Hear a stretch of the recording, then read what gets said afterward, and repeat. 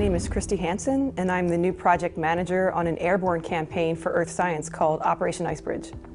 I've been working at NASA here for almost 11 to 12 years, and my whole career before Icebridge was all space flight related. So I worked space shuttle program and space station, and then I just was looking around to try something different, and I thought, airborne campaign, what is this? What is this Operation Icebridge? And then I learned, here at NASA, it's amazing how much work is being done using aircraft. So essentially what this airborne campaign does is it flies up to 9 different geophysical instruments installed on the aircraft. So for part of the year up in the Arctic up north between March and May, we fly this airplane over the Greenland ice sheet collecting data on the changing ice sheets, the sea ice, and the glaciers. And the idea is collecting data and showing over a long time series. How is the ice sheet changing? Maybe we can figure out why it's changing. Icebridge teams are all over the country. We have scientists, instrument managers, we have a data center, we have aircraft offices all over. So they really needed someone who could kind of bridge the gap between all those communities. So the work was getting done, and it's a hugely successful mission, but maybe I can help make things efficient and help with their documentation and things like that.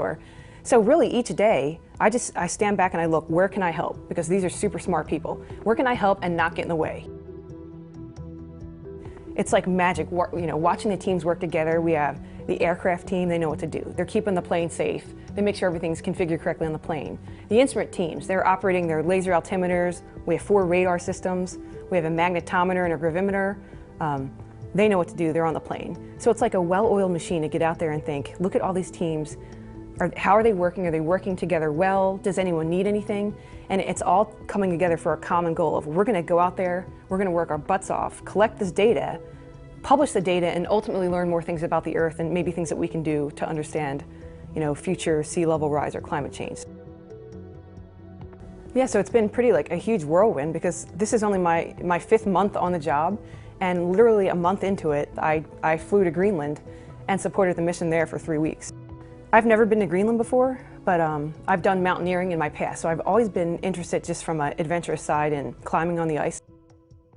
So when I found out about Icebridge and a way to bring my science, engineering, and right now it's more project management work, and mesh that with being on the ice or being around ice, I couldn't even find a better match than Icebridge. Other than work, the coolest thing I did when I was there, one weekend we kind of head off.